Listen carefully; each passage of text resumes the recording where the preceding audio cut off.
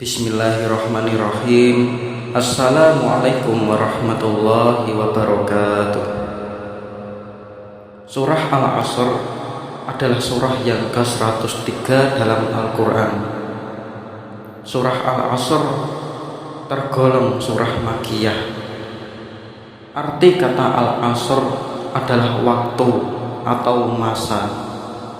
Kata ini diambil dari ayat yang pertama. Surah ini memberitahukan kepada kita bahwa manusia itu berada dalam keadaan yang sangat merugi, kecuali orang-orang yang beriman, beramal solih, serta menasihati dalam kebenaran dan kesabaran. Surah ini diturunkan berkaitan dengan kebiasaan orang-orang Arab pada masa turunnya Al-Quran. Mereka berkumpul dan berbincang-bincang tentang berbagai hal. Salah satunya adalah pembicaraan mereka yang mempersalahkan waktu atau masa. Jika berhasil, mereka akan mengatakan bahwa saat itu waktu yang baik atau waktu yang beruntung. Sebaliknya, jika gagal, mereka akan mengatakan bahwa saat itu adalah waktu yang sial. Oleh karena itu, Allah Subhanahu wa Ta'ala menurunkan surah ini untuk membantah bahwa tidak ada waktu sial.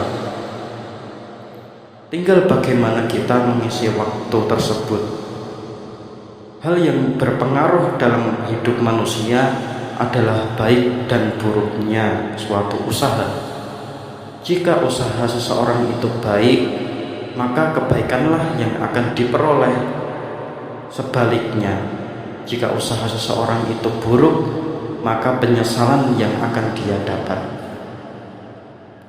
Saya akan membacakan bagaimana bunyi surah Al-Asr. A'udzu billahi minasy syaithanir rajim.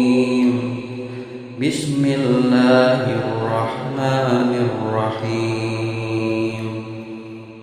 Wal 'ashr innal insana lafi khusr illal ladzina amanu wa 'amilus shalihati wa tawasaw bil haqqi wa tawasaw bis sabr.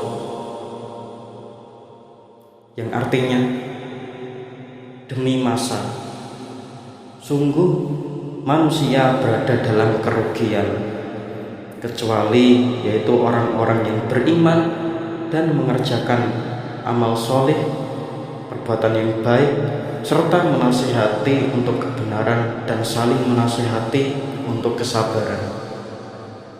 Pada ayat pertama terdapat kata Al-Asr yang artinya masa atau waktu asar. Allah Subhanahu wa Ta'ala bersumpah dengan masa yang mencakup waktu pagi sampai malam. Waktu antara pagi dan malam, manusia banyak melakukan perbuatan. Artinya, banyak menggunakan waktu-waktunya. Pada ayat kedua, Allah menyatakan bahwa manusia banyak yang dalam keadaan merugi. Hal itu disebabkan manusia tidak dapat memanfaatkan waktu di dunia dengan sebaik-baiknya sesuai dengan petunjuk syariat Islam. Kemudian di ayat yang ketiga dijelaskan bahwa ada 3 syarat agar manusia tidak termasuk orang-orang yang merugi. 3 syarat itu adalah yang pertama, beriman, kemudian yang kedua, beramal soleh atau berbuat yang baik, yang ketiga, serta saling menasihati dalam kebenaran dan kesabaran. Ketiga syarat di atas saling menguatkan dan tidak dapat dipisahkan. Jika beramal soleh serta saling menasihati dalam kebenaran dan kesabaran diamalkan, tetapi tidak beriman, hal itu tidak akan ada gunanya. Hal yang paling utama dan tidak boleh dilupakan adalah iman. Jika iman sudah melekat di hati, tentu manusia akan melakukan kebaikan yang sesuai dengan tuntunan syariat Islam. Islam menganjurkan manusia memanfaatkan waktu dengan sebaik-baiknya agar tidak termasuk dalam golongan orang-orang yang merugi. Allah Subhanahu wa Ta'ala juga memerintahkan manusia untuk melaksanakan 3 hal, yaitu beriman, beramal solih, serta menasihati dalam kebenaran dan kesabaran. Beriman berarti ibadah yang berhubungan dengan Allah Subhanahu wa Ta'ala, atau disebut juga dengan hablum minallah, yaitu hubungan ibadah antara kita dengan Allah, seperti sholat, zikir, puasa, dan lain sebagainya.